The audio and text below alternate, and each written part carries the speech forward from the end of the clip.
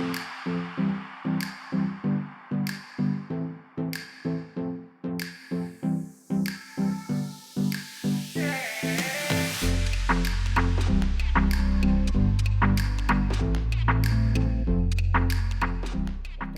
proposition de valeur, c'est aujourd'hui, quand on arrive sur un marché, c'est ce qu'on va amener à notre client, à notre utilisateur. Dans certains cas, on peut l'appeler utilisateur. Dans d'autres cas, on va l'appeler consommateur final.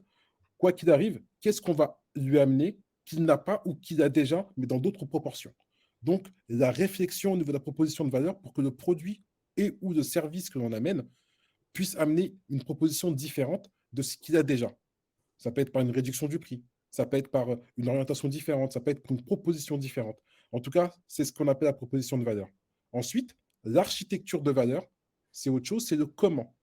Si la proposition de valeur était le qui et le quoi, la proposition de valeur serait le comment et le combien.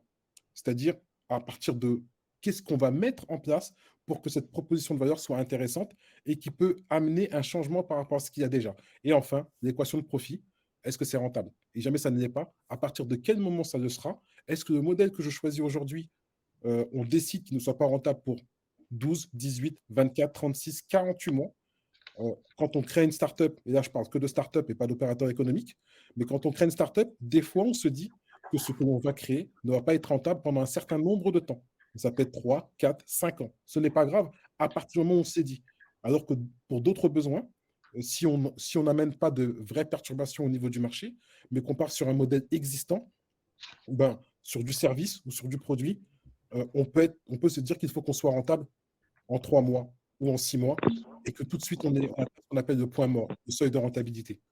Alors, Morad, pour toi, ce Ouais. sera salade tomate oignon. Je vais te demander dans un premier temps de te présenter et de, et de donner ta définition en fait, du business model, s'il te plaît. Ok. Au niveau du son, c'est bon? Le cadrage, Parfait. la régie, c'est bon ou pas? C'est Alors, parfait? au niveau Ok. du son, c'est bon. Et ce soir, qui est le plus beau? Ouais, au niveau de la bogossitude, même si Ahmed et Ibrahima, ça va, je rivalise un peu ou pas? Un tout petit peu, un tout petit peu. T'as mis la barre trop haute. Ok. Encore une fois, merci pour l'invitation, c'est cool. Merci à ceux qui sont présents. Ils peuvent envoyer des messages, ils peuvent participer, c'est ça ou pas? Bien Ils peuvent évidemment, participer, exactement. l'interaction est hyper importante. Il y a des interactions et quand il y a des questions, en fait, Vous les soulevez. on répond en direct. Je te demanderai juste une chose, Mourad, je suis désolé. Est-ce que Vas-y. tu peux reculer un petit peu? C'est bon? Parfait. C'est l'idée, en fait, Vas-y, c'est parfait. peut-être bien cadré. Très bien, parfait. Mourad. Ok, donc bonsoir à tous. Moi, j'invite vraiment, l'idée, c'est pas une conférence, donc postez vos messages, coupez-nous. Je connais bien les deux phénomènes avec moi. Je pense qu'on est dans la même dynamique, que ce soit interactif, manifestez-vous. Sinon, on aurait pris un café tous les trois, soit ici dans les locaux d'Evolukit chez Brahima à Saint-Germain ou chez Ahmed. Mais voilà, donc l'idée, c'est vraiment de vous apporter à vous, de répondre à vos questions, prendre de vous aussi. Moi, je m'appelle Morad Achik, je suis cofondateur de la startup Evolukid. Je suis un ancien prof de maths et j'ai toujours travaillé dans le domaine de l'éducation. J'étais avant animateur de jeunesse, éducateur scolaire, éducateur spécialisé. Donc, je suis devenu prof et je suis le fameux professeur devenu entrepreneur, donc deux mondes totalement différents. Et Evolukid, du coup, on travaille avec les collectivités et les grands groupes pour vulgariser, rendre accessibles les nouvelles technologies. On est dans un monde qui change énormément. Au niveau de la sémantique, c'est super important et intéressant. Avant, on parlait de transition économique. Maintenant, on parle de révolution, de transition digitale. Maintenant, on parle de révolution digitale. Du coup, ça nous fait penser à la révolution industrielle où, du coup, il y a eu un big changement. Ouais, Elie, excuse-moi. La notion de sémantique, s'il te plaît. Ouais. Au niveau du sens, tout simplement. Au niveau du sens, du poids des mots. Voilà, avant, on parlait de transition digitale. Maintenant, on parle de révolution digitale. C'est vraiment un truc. Et qu'est-ce que Ouais. ça change les deux, en fait, les deux termes? Qu'est-ce que Bah, ça change concrètement, le fait qu'on passe de transition à la notion de révolution? comme je le disais, si on utilise le mot révolution, ça fait penser à la Révolution française, ça fait penser à la révolution industrielle, même ouais, révolution française et révolution industrielle. Donc la révolution digitale, on va renvoyer au subconscient sur des gros changements. Une transition, elle peut elle peut être brève, elle peut être sur un temps donné. Là, c'est une révolution, c'est-à-dire que ça va beaucoup, beaucoup changer. On a lancé, nous, EvoluKid, donc en 2016. Donc, pour rappeler, voilà, on fait des projets autour du codage informatique, de la robotique, de la réalité virtuelle, de l'impression 3D, de l'intelligence artificielle, mais pour, voilà, de manière vulgarisée, simple, pour différents publics, des enfants jusqu'aux adultes. Et quand on a commencé, il y a 5-6 ans, on parlait d'intelligence artificielle, mais un petit peu. Maintenant, franchement, qui n'a pas entendu le mot intelligence artificielle? On parlait, tu vois, on parlait de l'IA dans des séminaires pour des docteurs. C'était des sujets de recherche pour des docteurs. Et du coup, des sujets de recherche pour des docteurs, maintenant, c'est en Master 1, Master 2, sûrement tout de suite post-bac, et ça va rentrer dans les programmes au lycée. Nous, on fait des projets avec des lycéens sur l'IA. Et donc, voilà. Donc, pour me présenter, c'est ça. Après, pour compléter un petit peu ce qu'on dit à Ibrahima et Ahmed, ouais, sur la notion de modèle économique, eh ben, ce qui est marrant, c'est que en lançant EvoluKid, eh ben, je me suis frotté à toutes ces questions-là. Et en fait, on a beau avoir pris des cours à HEC, être incubé dans des incubateurs, où on a des définitions très claires et tout, il n'y a pas mieux qu'aller tester en fait ces notions-là. Donc nous, on avait un modèle économique B2C, donc business to customer, c'est-à-dire au début, on faisait des ateliers numériques, digitaux pour les familles. Et du coup, l'idée, c'était un peu comme vous connaissez Academia, Complétude, ces grosses structures de soutien scolaire qui font Exactement. quand même, qui font quand même plus de 100 millions d'euros à l'année. Oui. On s'est dit, bah, le numérique, voilà, on va ouvrir des petits sites EvoluKid un peu partout. Et puis, on fera 100 millions d'euros dans 10 ans, tu vois. Mhm. Et en fait, voilà, donc notre modèle économique, c'était un modèle économique où on voulait ouvrir des sites et nos clients, c'était les familles. Vous avez vu la différence que je fais? Moi, je vous l'explique par la pratique et je serais un mauvais. Je ne pourrais pas vous donner une définition comme l'ont fait Ahmed et Ibrahima qui était très complète. Et donc, autant vous donner une définition complète. Donc, mon modèle économique au départ, business plan, tout ce qu'il faut, tamponné par HEC, B2C. Et quand on y va, on se dit, ouais, mais le modèle économique, il est claqué en fait. Et ouais, tous les Excel disaient que c'était cool. Mais en fait, après, le modèle économique, la réalité, c'est autre chose. En fait, non, c'est super chronophage. Pour remplir une classe de 10, il faut parler à 10 parents, il faut purée, waouh, pour faire 600 balles, voilà. Et après, du coup, on est passé dans un modèle économique autre qui est le B2B, ou voire B2J, donc B2B, business to business, donc vendre aux entreprises, et B2J, business to government, donc vendre aux collectivités, etc. Et là, tu as un interlocuteur, donc le chef de projet, tu lui vends ton projet et puis basta. Donc là, maintenant, on fait que du B2B et du B2J. On vend aux collectivités, aux grands groupes et on a lancé les EvoluKid en ligne pour s'intéresser aux familles. Voilà, voilà Si je pour peux me permettre, Elie, ouais, mais- parce que c'est vrai, en fait, ce qu'il est en train d'évoquer, Mourad, c'est extrêmement incarné. Ça veut dire un modèle économique. C'est-à-dire, on va l'avoir en théorie. Et après, parfois, la pratique, et ben, finalement, la distance, elle est pas infinie, mais il y a un gap entre ce qu'on a imaginé et ça. la manière dont ça se réalise. Mais je pense que ce qu'a évoqué Ibrahima tout à l'heure, c'était en fait hyper important. Moi, je simplifie en disant il faut comprendre la mécanique de notre business, à savoir comment on gagne de l'argent. Et il expliquait, j'ai noté ce qu'il a dit, quelle est une proposition de valeur et des éléments de différenciation, comment on va présenter quels avantages en fait finalement on va avoir par rapport à la concurrence si on se différencie, c'est pour être remarquable. Et pour être remarquable de ses clients, mais aussi pour se dégager de ce qui existe, en fait, des offres existantes. Il t'a parlé aussi d'architecture de valeur, comment, combien, et tu as parlé aussi également de, de l'équation de profit. En fait, à la fin, qu'est-ce qui nous reste dans la poche aussi. Maintenant, ce que j'essaie de dire, c'est que pour faire le lien entre ce qu'évoque Ibrahima et ce qu'évoque Morad, c'est que quand on structure son business, et il l'a très bien dit tout à l'heure, Ibrahima, il a dit, oui, tu l'as présenté comme un serial entrepreneur, mais il a dit, oui, mais attention, nous sommes légion. C'est-à-dire, il y a tout un écosystème derrière lui, que ce soit en interne, des parties prenantes externes aussi. Et le business model, c'est un outil de communication. Un outil de communication pour soi.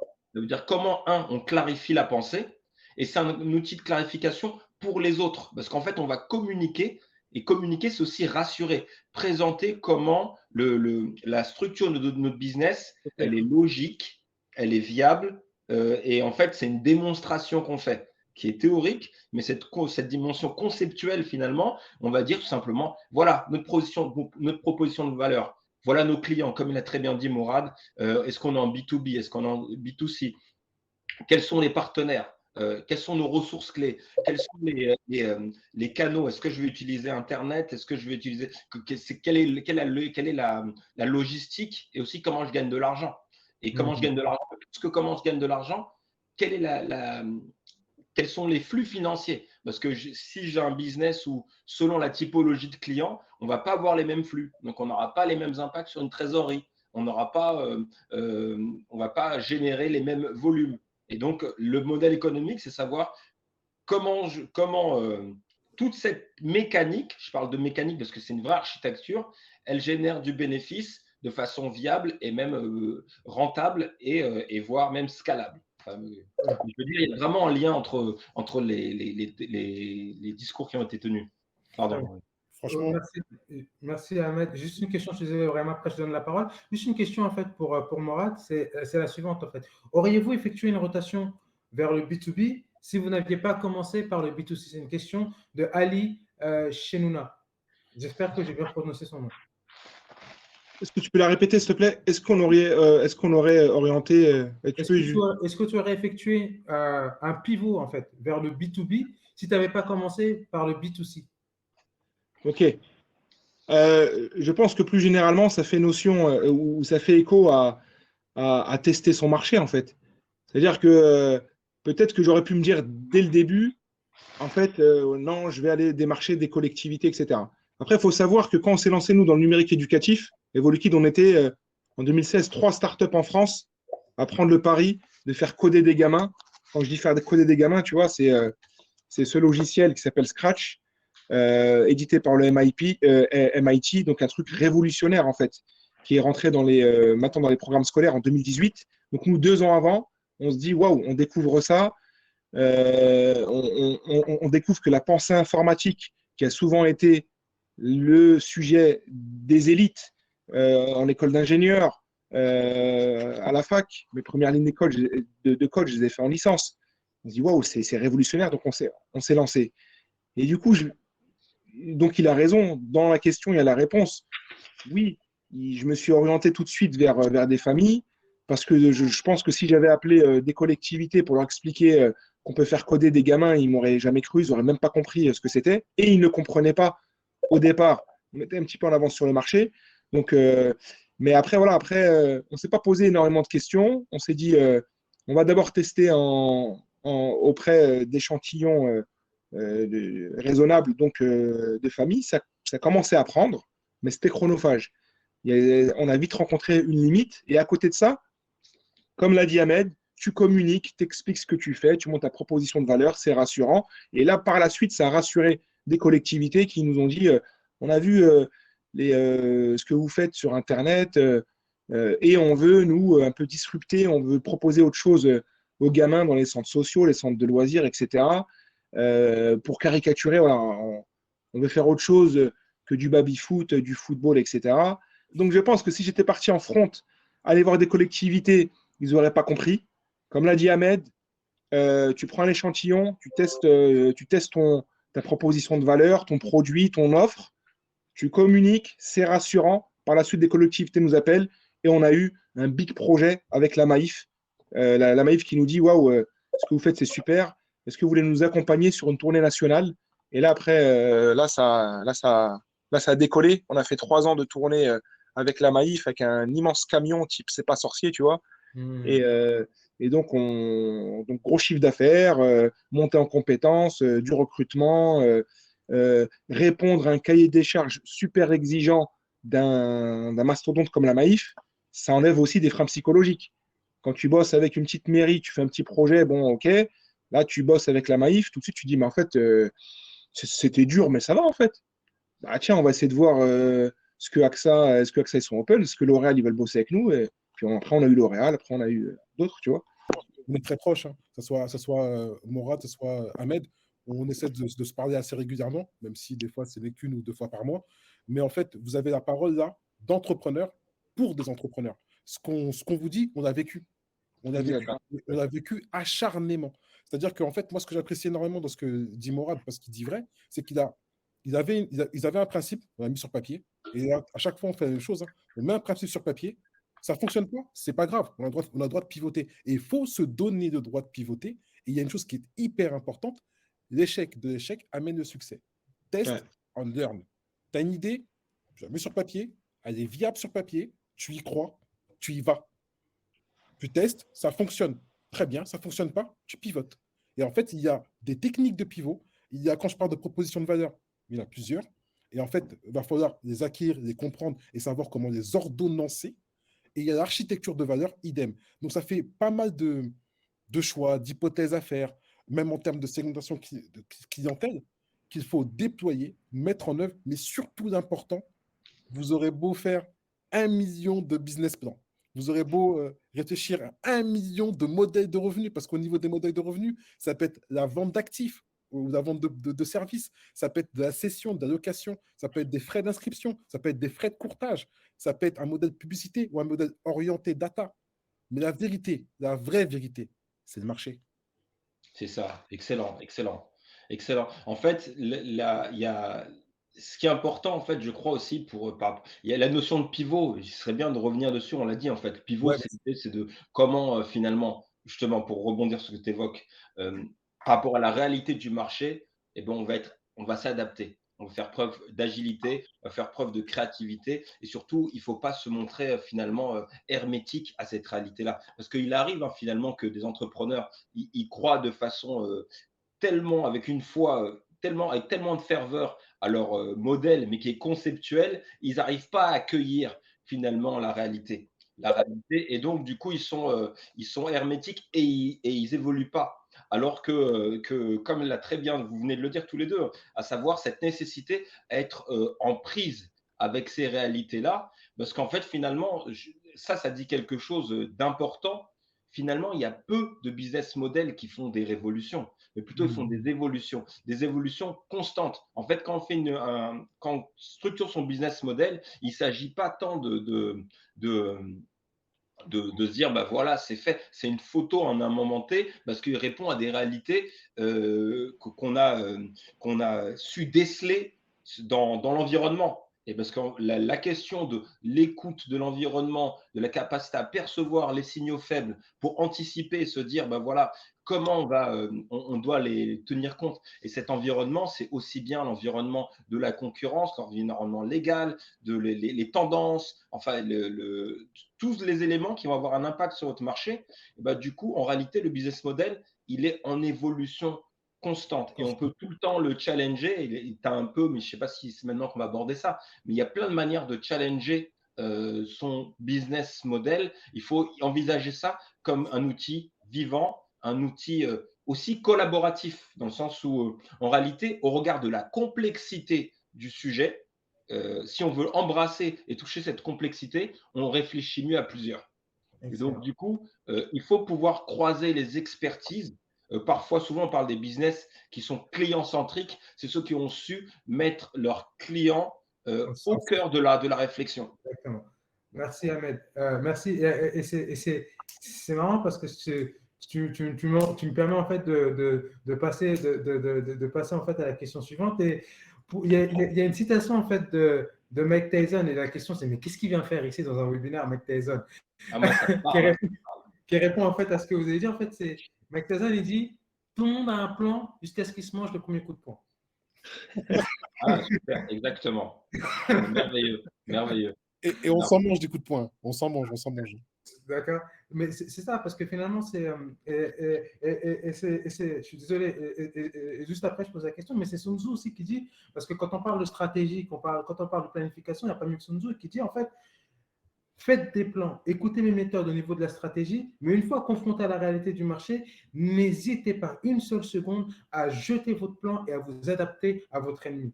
Et donc, du coup, en fait, ça me permet d'enchaîner tout de suite avec la question suivante, question pour Ibrahima. Pourquoi il est important pour un entrepreneur ou un porteur de projet de se poser la question du business model, quand se la poser et comment se la poser, s'il te plaît? Pourquoi? Quand ça a posé et comment ça a posé. On va commencer par le pourquoi. Parce que je pense que, comme disait Mike Tyson, effectivement, jusqu'au premier coup de poing, mais il faut déjà avoir un plan. Quoi qu'il arrive, on n'arrive pas sur un terrain si on n'a pas de plan.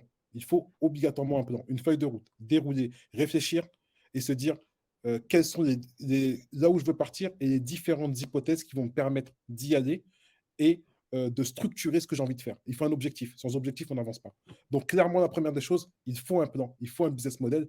Et l'un des meilleurs outils qui permet justement de cadrer ce business model, c'est le business model Canva, le BMC. Ah yes, super. J'en parle souvent, mais en fait, je ne vais rien inventer. Je ne vais que vous dire ce qui fonctionne. Et associé à ça, je pense que pour toute activité, il est bien de faire un SWOT. Un SWOT, c'est un outil qui permet justement d'analyser les forces, les faiblesses, les opportunités et les menaces de ton marché. Parce que plus tu vas connaître ton marché, plus tu seras prêt à pivoter au moment où il le faut. Parce que pivoter, c'est un art également. C'est important de le rappeler. C'est que si jamais tu pivotes tous les 3 jours, bah forcément, tu n'arrives à rien. Il faut pivoter selon des données que tu as analysées. Qu'est-ce qu'on entend? Si je peux me permettre, Ibrahima, et pour faire le lien avec Eddie. Vas-y, pardon. Juste après, je donne la parole parce que, en fait, quand on parle de pivot, pour des gens qui, comme vous, avaient des années d'expérience en fait, dans l'entrepreneuriat, c'est très simple en fait, d'intérioriser ce concept-là. Mais pour un wannabe entrepreneur ou pour un nouveau porteur de projet, quand on parle de pivot, mais de quoi on parle en fait quand on parle Prenez un dictionnaire, prenez un dictionnaire et prenez l'habitude. Je suis obligé de le dire, moi. Parce qu'en fait, le but de Riche avant d'entreprendre, c'est de se dire, les gars, vous devenez riches avant d'entreprendre. Donc, vous prenez un dictionnaire, vous notez nos pivots, vous ne savez pas, et vous allez chercher la définition. Sinon, vous n'avez rien à faire ici. Je vous laisse continuer. Pour faire le lien avec ce que disait Ibrahima, ça va être très court. En fait, c'est ce que tu viens d'évoquer. Tu parlais de Sun Tzu et il dit une chose très simple. Sun Tzu qui fait le lien, il dit 2 choses. Un, tu fais le SWOT. Le SWOT, en fait, c'est une analyse. La première chose à faire, il faut analyser. Tu analyses ton environnement, c'est-à-dire et toi-même.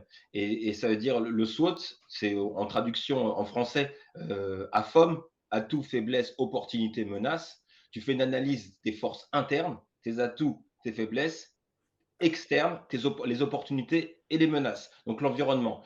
Et Sun Tzu, ce qui dit justement, l'art de la guerre, la base, c'est connais ton ennemi et connais-toi toi-même. Donc il faut connaître les deux. Et il t'explique en fait, si tu veux optimiser tes chances de succès et tourner la situation à ton avantage, il faut connaître son ennemi, enfin on va dire connaître l'environnement plus généralement, et se connaître soi-même. Pardon. Parfait. Je rebondis sur le comment. Ben, on a parlé d'outils, on a parlé de SWOT, on a parlé de BMC, on va parler également de Pestel. Qu'est-ce qu'un Pestel? C'est un outil également qui permet justement d'analyser de façon plus large selon une méthode bien précise où le P veut dire politique, le E veut dire économie, le S social, le T, je ne me rappelle plus, hein, mais s'il y en a un qui sait, qu'ils le disent. Ensuite, de Pestel. En fait, c'est les facteurs. Technologie. Environnement et légal. C'est qu'en fait, tous ces aspects-là sont des éléments qu'il faut prendre en compte. Ça ne veut pas dire qu'il faut être expert là-dedans, mais ça veut dire qu'il faut analyser le contexte de son marché par rapport à tous ces éléments-là pour mieux connaître son marché. Le but étant pas de remplir des fichiers Excel ou du PDF ou du Word pour faire plaisir. Non, c'est quand on arrive face à un marché, il faut le connaître. Et ce marché-là, quoi qu'il arrive, va évoluer. On va apprendre à connaître. Et le but, c'est de se dire, c'est de ne pas se dire, ouais, maintenant je connais mon marché, tu ne le connaîtras jamais. Parce que ton marché, il va évoluer. Il va être discuté soit par toi ou soit par quelqu'un d'autre. Et donc, c'est important de se dire que tous ces outils-là, il faut les utiliser. Et le dernier outil, c'est le porteur. Voilà, comment dire, et cerise sur le gâteau, avec tout ce que dit Ahmed et Ibrahima, et Ahmed, je pense qu'il va être content que je cite ça. Ces outils-là, ils sont dits avec une légèreté et ça semble facile dans la bouche de Ibrahima. Mais voilà, il faut être accompagné. Et justement, il faut être accompagné. Donc, il y a on est en France, dans ce pays incroyablement magnifique, où il y a des dispositifs que BPI France en plus finance. Donc, on va parler de Micro Academy. Moi, je suis passé par cet accélérateur-là, donc où il y a des experts qui nous accompagnent, qui nous expliquent c'est quoi Pestel, pas que qui nous expliquent, qui nous donnent des cours, où ils nous accompagnent à mettre en place tous les outils que Ibrahima a cités, les déterminer, le frérot Moussa Kamara, à qui on pense toujours, les entrepreneurs dans la ville, peut-être même Ibrahima, je crois que tu m'avais parlé que vous, en interne aussi, vous accompagnez vous avez lancé un incubateur ou pas, mais faites-vous accompagner, en fait. C'est ça que j'ai envie de dire. Ibrahima, il dit très, très bien les choses. Hein. Ahmed aussi. Mais peut-être, moi, je rajoute en disant, faites tout ce qu'ils ont dit, mais en étant accompagné dans une dynamique de groupe où vous ne serez pas tout seul, vous serez une petite dizaine, une quinzaine, un peu moins, un peu plus. Il y aura des secteurs qui se ressemblent et vous aurez la partie théorique et vous allez la croiser avec la partie pratique grâce à vos camarades de promo qui vous feront des retours. Mais attends, moi j'ai déjà testé ça, franchement, je te conseille de prendre ce raccourci. Oh super, plus 6 mois, tu vas gagner 6 mois par exemple. Donc faites tout ça et faites-vous accompagner par des structures que je viens de citer. Voilà. En fait, par rapport à ce que dit Mourad, en fait, une démarche entrepreneuriale, elle se fait jamais seule. Elle se fait jamais seule. Tout à l'heure, tu citais Tyson. Moi, je boxe depuis 20 ans, j'enseigne la boxe. On peut avoir l'illusion que le boxeur, il est tout seul. Non, il y a tout un écosystème autour de lui, en fait. Et ce qui est important, c'est que même Ibrahima, il l'a très bien dit. Il a dit, vous savez pas quel est ce mot-là? Notez-le, allez chercher. Un entrepreneur, il est entreprenant. C'est-à-dire, il va chercher, il va au-devant, il est proactif. Et de la même manière, tout à l'heure, je disais, il s'agit moins de révolution que d'évolution. Il n'y a pas ça arrive, la probabilité pour qu'un business change du tout au tout sous l'effet de son environnement est extrêmement rare. Par contre, les business qui sont conçus pour durer sont des business qui, dans leur ADN, ils sont conçus pour changer. Ça veut dire qu'ils sont à l'écoute de leur environnement, ils peuvent évoluer et tirer avantage du potentiel de chaque situation. Parce qu'en fait, dans chaque menace, il y a un effet d'aubaine. Mais il suffit pour ça d'être identifié. Quand il a évoqué tout à l'heure Pestel, en fait, l'idée de comment on identifie l'ensemble des facteurs qui vont influer sur votre business, bien entendu, hein, s'il y a un changement, par exemple, de la législation qui va finalement, le cadre réglementaire va vous limiter, ben, ce nouveau cadre, si vous le saisissez en amont, ben finalement, alors au lieu de voir un tsunami qui déferle sur vous, vous allez voir une vague que vous allez pouvoir surfer à votre avantage, en fait. Et donc, c'est ça l'intérêt d'être à l'écoute pour pouvoir, comment dire, surfer, etc.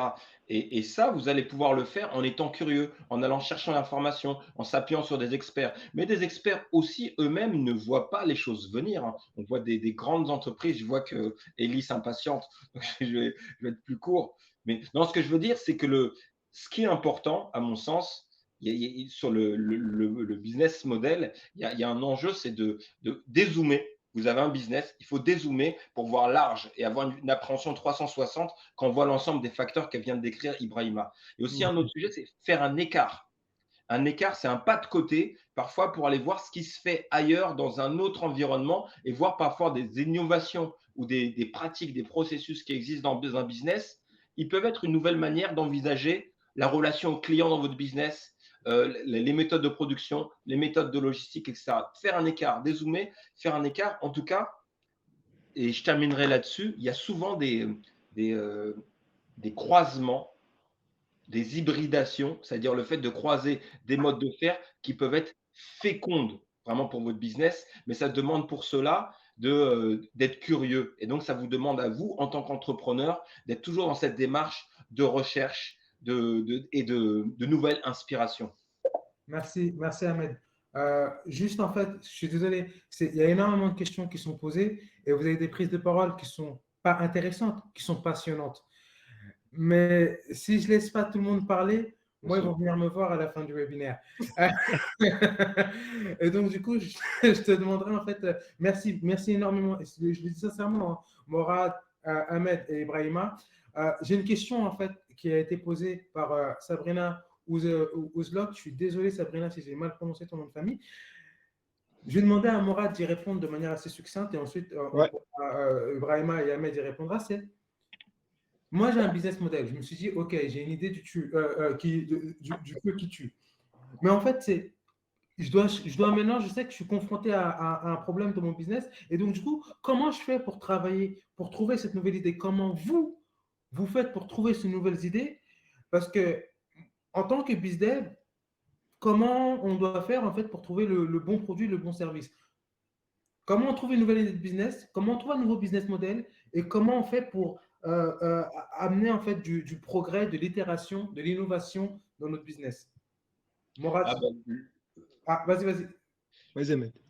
oui, il y a plein de façons. La première chose, c'est qu'il faut être curieux. Il faut être curieux, il faut être à l'écoute de son temps. Il y a plein de manières. Il y a des choses qui sont liées tout de suite à l'entrepreneuriat, c'est-à-dire qu'il faut aller visiter les salons, faut aller voyager à l'international, voir ce qui se fait. Souvent, il y en a qui voient des idées et ils les ramènent en France. Vous voyez ce que je veux dire? Il y a cette Ouais. dimension. Il y a une autre dimension, c'est de faire un écart. Un écart, c'est aller regarder ce qui se fait ailleurs. Quand moi, j'ai un business, je ne sais pas, dans la coiffure et je vais regarder ce qui se fait je sais pas, dans le jeu vidéo, par exemple. Et peut-être que je vais avoir des inspirations qui vont être, c'est les croisements, la question des croisements. Il y a des modèles économiques qui sont intéressants dans la mesure où il y a un super bouquin que je peux vous conseiller là-dessus, sur l'hybridation qui s'appelle Océan bleu. Et Océan bleu, c'est vraiment une pépite. Si tous ces sujets vous intéressent et comment on réinvente des modèles économiques, ça doit être votre livre de chevet. Ahmed, s'il te plaît, hybridation. Moi, je ne sais pas ce que c'est. Oui, pardon. Ça veut dire en fait le fait de croiser. Pour dire simplement, c'est le fait de croiser des univers. Ça peut être plusieurs choses, mais là, en fait, normalement, c'est une métaphore biologique. C'est que ça veut dire comment je vais prendre une espèce de pêche avec une autre espèce pour créer une nouvelle espèce. Ça va? Et donc, en fait, on se dit, cette Tu auras un métaphore. exemple concret, s'il te plaît. Je vais donner un exemple. Je vais donner un exemple, un super exemple qui est dans Océan bleu. Vous connaissez tous le Cirque du Soleil. Oui. Le Cirque du Soleil, en fait, le mec, il s'est dit, le mec qui a inventé le Cirque du Soleil, il a fait sa fortune grâce à ça. Avant, c'était un saltimbanque, etc. Il raconte son histoire. C'est une belle success story. En fait, il s'est rendu compte que le cirque, si vous voulez, ça coûtait super cher parce qu'on invitait des stars et il y avait des animaux, etc., etc. Et il s'est rendu compte, mais en fait, moi, quand je vais au cirque, je m'en fiche des stars. Si tu veux, j'ai pas un concert de Jay-Z, alors on parlait de Jay-Z, etc. Donc il s'est dit, quand je vais au cirque, je vois un spectacle de qualité et des exécutions qui frisent l'excellence. Donc il a remplacé les stars par des gymnastes, en fait. Des gymnastes, d'ailleurs, qui venaient de Russie, etc., qui avaient des qualités d'exécution qui n'avaient rien à envier aux stars. Et donc, c'est ce qu'il a fait. Après, il s'est posé la question des animaux. Il a enlevé. En fait, son business, cet hybride, en fait, il a regardé le théâtre, il a regardé le cirque, il a créé une fusion entre les deux en enlevant ce qui n'est des choses inutiles des deux et en ajoutant, en gardant que l'important. Et c'est sa nouvelle proposition de valeur. Il s'est dit, finalement, la valeur pour les gens, c'est de passer un bon moment féerique où on raconte une histoire, mais en fait, qu'il y ait des animaux, c'est pas essentiel, qu'il y ait des stars, c'est pas essentiel. Et son modèle, comme vous le connaissez, il a déployé partout dans le monde. Ça va, c'est ce que j'ai dit? Du coup, pour compléter aussi, je vais donner un exemple d'hybridation. Evoluliquid, ce qu'on a fait, on avait une offre 100% présentielle. Donc, on se déplace, vous vous rappelez, on fait du codage, de la robotique, etc. On se déplace avec un intervenant, 2 intervenants, du matériel, des PC, des tablettes, imprimante 3D, de la robotique. Et on va chez le client, collectivité ou grand groupe, intervenir. On fait notre prestation une après-midi, une journée, une semaine, et on repart. D'accord? On a aussi un business en ligne. Donc, on a digitalisé nos contenus à travers des petites capsules vidéo, sorte de Netflix de l'éducation, Open Classroom pour les comment dirais-je, pour les novices, on va dire, etc. Et l'hybridation, on s'est dit, mais en fait, qu'est-ce qu'on va faire aussi? On va mixer un peu le présentiel et le en ligne. Donc, on a vendu quelques offres comme ça qu'on teste et qu'on va essayer de déployer. C'est-à-dire qu'on met à disposition… Hein? À Chanteloup-les-Vignes. À Chanteloup-les-Vignes. En plus, on teste, hein, mais c'est vrai. Hein. C'est-à-dire que tu as vu les jeunes, avant, toute la connaissance, elle dépendait de l'intervenant. Maintenant, comme on a une plateforme en ligne, et ben, dans le présentiel, on vient mettre du en ligne Donc, c'est-à-dire que les jeunes ou les moins jeunes, pendant la séance de présentiel, ils vont sur la plateforme en ligne. Et donc, on hybride, on teste le présentiel et le en ligne pour alléger les coûts et pour scaler. Scalabilité, on va définir, pour faire plus de volume, pour gérer plus de prestations en même temps. Première chose. La, Deuxième chose. la petite parenthèse, si tu me permets, Mourad, c'est Ouais, que Brahima. actuellement, tu es cette semaine à Chantilly-les-Vignes pour une semaine où tu prodigues à des jeunes entre 14 et 18 ans des cours sur l'intelligence artificielle et sur quelques domaines dans le domaine de la robotique. Donc, tu m'as fait l'honneur de venir. Merci pour ta présence. Merci pour ton équipe. Vendredi. Merci pour ce que tu donnes à ces jeunes-là qui peut-être demain pourront donner ou aller dans ces domaines-là. Donc, c'était important de le rappeler. Fermer la parenthèse. Ouais, mais avec grand plaisir et je crois beaucoup au potentiel. Et c'est une bonne transition vers la question de Sabrina. Ouais, comment l'innovation et tout ça et tout. Pour moi, nos histoires à nous, elles sont inspirantes, elles sont source de créativité, d'innovation, etc. Bon, si je parle de nous en tant qu'individus, Siba, Ahmed, Ibrahima, etc., et d'où on vient, des quartiers populaires où la joie, la bonne humeur, où on a toujours en fait innové, en fait. En fait, on est des innovateurs. Parce qu'on est des êtres hybrides. On est des êtres hybrides. Fou, hybride. En fait, Des tu vois, non, mais Quand tu as grandi en banlieue, tu es obligé de t'adapter, sinon tu disparais. Tu es obligé. donc, ouais, donc c'est Darwin, non, mais c'est ça. Darwin. Donc, j'ai eu un exemple de cette créativité là avec un projet avec L'Oréal. On est intervenu dans plusieurs BTS, DUT, etc. Donc, on est parti à Aulnay-sous-Bois, on est parti à Tremblay, on est parti à Raymond, dans les quartiers populaires. Ils avaient des idées. Même L'Oréal, ils m'ont dit, c'est incroyable. On est passé à HEC ou dans des grandes écoles. Ils avaient des idées, mais incroyables. Et donc, il faut qu'on s'inspire de nous-mêmes aussi. Super. Parce que super. quand tu fais un benchmark, tu vas regarder ce qu'ils font le Japon, tout ça et tout. Mais moi, le Japon, je ne connais pas. Moi. Le Japon, ça ne me parle pas, en fait. Donc, il faut, oui, d'accord, il faut en tenir compte. Mais il faut. Là, c'est la minute développement personnel, etc. Même si ce n'est pas trop ma tasse de thé, des fois, il y a un peu trop de fumée dedans. Mais il y a des choses quand même qui sont. Parce qu'en fait, excusez-moi, encore Ouais, une oui, vraiment. parenthèse. Ahmed, tout à l'heure, il parlait de curiosité, il parlait de se mettre dans un cadre. Tu parles également de nos valeurs, de nos principes. Moi, je parle de mindset. Tout ça, c'est notre mindset. Et notre mindset, aujourd'hui, il fait la différence sur les marchés. Aussi bien sur les marchés industriels que les marchés de services, que les marchés de produits, que même les marchés financiers. La réussite de ce qu'on a entrepris tous ensemble, ça a été le fait qu'on est issu de la diversité et qu'on est rentré dans un domaine, on a dit, OK, d'accord, ça veut dire quoi? On a adapté nos caractéristiques-là à ce domaine-là et personne n'avait fait avant nous. C'est notre acharnement Tout à qui a fait. fait ce qu'on est aujourd'hui. Tout à fait. C'est-à-dire quoi, Brahima? C'est-à-dire que moi, on m'a toujours dit que je venais de banlieue, donc du coup, que j'avais pas le bon profil, qu'il fallait que je fasse des efforts pour me truquer parce que j'avais trop de casseroles que je traînais avec moi. Et là, tu es en train de me dire, est-ce que vous êtes en train de T'es dire un X-Men. T'es un X-Men. que moi, le petit Eli, en vrai, avec toutes les casseroles que je traîne, en fait, c'est pas des casseroles, c'est des bijoux, c'est ça ce que tu es en train de me dire? Une petite anecdote et après, je laisse la parole à Mourad parce que Mourad, il a énormément de choses à dire sur ça. Une petite anecdote. Là, par exemple, aujourd'hui, j'ai à Saint-Germain-en-Laye un laboratoire d'innovation. Qu'est-ce que c'est qu'un laboratoire d'innovation? C'est, j'ai pris des êtres humains, des jeunes qui ont entre 18 et grand max 25-26 ans. Ils ont des caractéristiques particulières.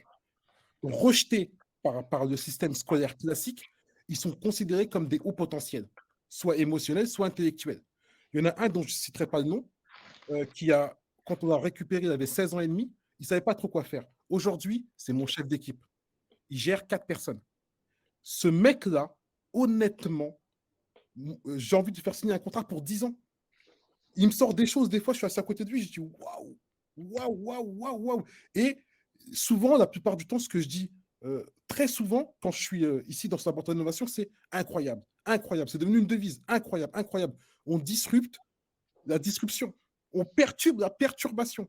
Et notre force aujourd'hui dans mon écosystème, c'est ce laboratoire d'innovation composé de 6 à 10 personnes dans les temps forts, qui nous amène à réfléchir autrement en termes de procédés, qui nous amène à réfléchir autrement en termes de proposition de valeur. Quand tu arrives avec une idée, tu dis, ah, c'est bon, j'ai trouvé le truc. ils vont te sortir un truc. Tu dis, d'accord, ok. Et après, qu'est-ce qu'on fait? C'est la rapidité d'exécution à tester cette idée-là pour nous dire est-ce qu'elle est bonne ou pas. On s'en fout de l'échec. Et limite, c'est l'échec qui nous fait avancer. Tu sais ce qui serait très désolant, tu sais c'est quoi? Ouais. C'est que, écoutez bien, je pense que ça va vous parler. C'est que je sais pas moi, des directeurs de l'innovation, etc., dans les grands groupes, ils adaptent et ils théorisent des méthodologies que nous, on connaît depuis qu'on est petit, qu'on a grandi. C'est-à-dire, je prends un exemple, tu vois. Par exemple, c'est la mode maintenant, tu vois, tu sais, le minimalisme. Ça vous parle, le minimalisme? C'est-à-dire que maintenant, on essaie de consommer moins. Et je vois des blogs, je vois même des Instagrammeuses qui expliquent que, en fait, les habits de l'aîné, elle les donne aux moyens, elle les donne aux plus petits, et c'est magnifique, et ils en font des concepts. Purée, moi, vous connaissez les survêtements du grand frère, on a pris. Il est pas, mon grand frère Yacine.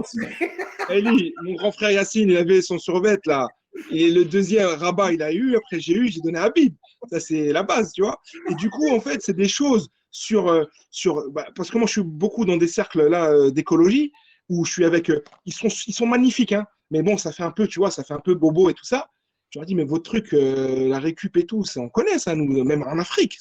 Au bled, c'est comme ça que ça marche. La télé, jamais de la vie, tu vas la jeter. Elle va passer chez Hamid, qui va regarder, il va refaire le transistor et tout, puis il la remet dans le circuit de vente, quoi. On va jamais jeter ça, tu vois. Et du coup, ce que je veux dire par là, c'est que restons nous-mêmes, encore une fois, comme tu as dit, Elite, c'est pas des casseroles que tu traînes, et, euh, et que ce soit d'ailleurs dans l'entrepreneuriat ou même dans le salariat. Dans le salariat, combien de fois, moi je suis très actif sur LinkedIn, j'échange avec beaucoup de personnes qui me disent, ouais, que je fais, comment dirais-je, j'ai 3 temps, 5 temps d'avance dans les équipes parce que je m'adapte, je suis flexible, je sais discuter avec certains, je sais discuter avec d'autres, je m'entends bien avec les femmes parce que je sais c'est quoi aussi comment dirais-je, être, euh, être comment on dit ça, exclu ou Marginalisé? hein? Marginalisé, peut-être? Ouais, c'est ça, ouais, marginalisé, etc. Donc, on a des profils assez incroyables quand même, hein. Il faut s'en rendre compte, qui sont malheureusement des fois un peu plus reconnus à l'étranger. Ça, c'est un autre sujet. Mais pour revenir à l'innovation, faisons-nous confiance à nous-mêmes. Et puis, ça ne peut que marcher. Merci. Merci. Alors, Si je veux quand même, en fait, parce que tout ce qu'on a dit, c'est hyper intéressant et c'est hyper bien. Après, quand même, il va falloir qu'on donne quelques briques, quelques outils.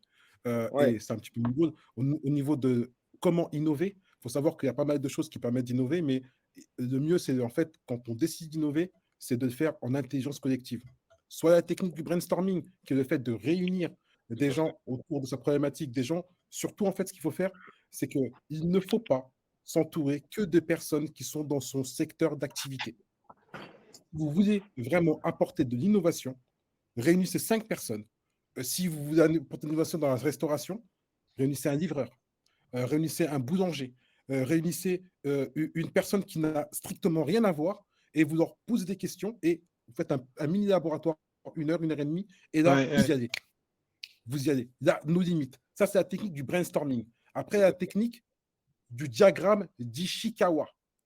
Je le dis pour les plaies parce que vous allez aller chercher. Et j'ai vu un message passer au niveau du chat qui disait oui, effectivement, ce serait bien de donner la définition. Le but n'étant pas de vous frustrer, mais de vous mettre dans un mindset pour vous dire ne soyez plus assistés. Aujourd'hui, riche avant d'entreprendre, c'est une démarche. C'est on va chercher l'information où elle est. Donc, le diagramme d'Ishikawa, vous allez aller chercher la définition. Je ne vous la donnerai pas. Merci. Et jamais je la donnerai.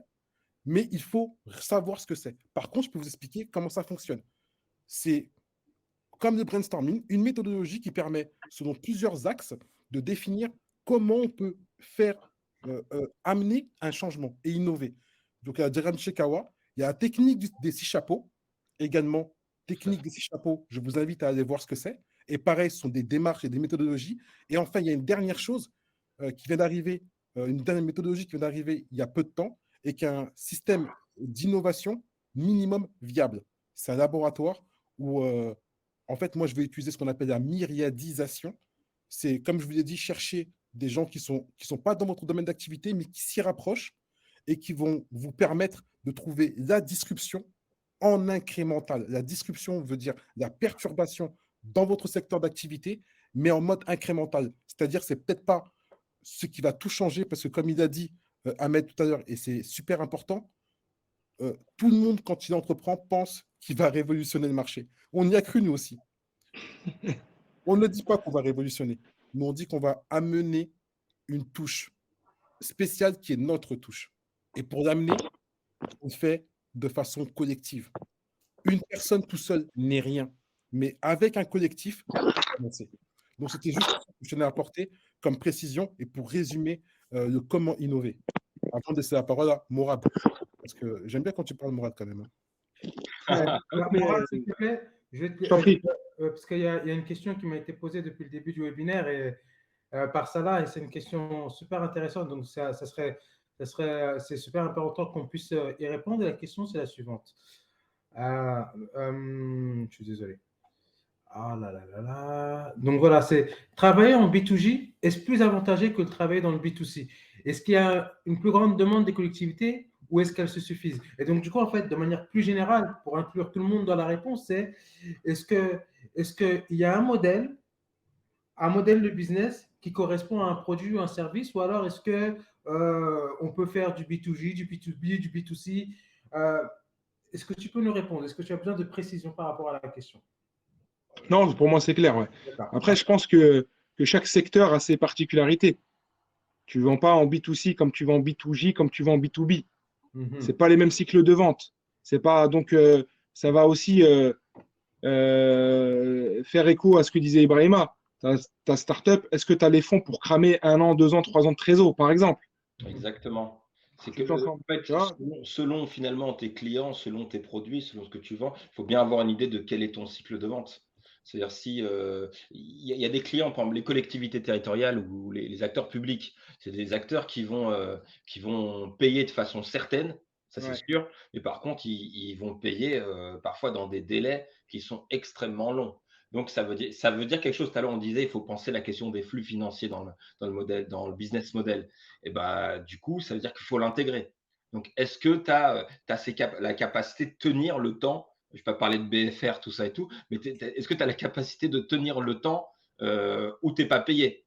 Est-ce que tu as ces ressources-là? Ou généralement, tu as des hybrides, c'est-à-dire tu as des business qui vont faire, c'est qu'on va avoir des gros clients qui mettent longtemps à payer, mais entre-temps, généralement on parle de vache à lait, quel est le petit produit que tu peux vendre avec une certaine récurrence, une régularité et qui va permettre de générer ta trésorerie, qui va permettre d'assumer tes charges. Et ce n'est pas là où tu vas, je dirais, dégager le bénéfice. Tu vois.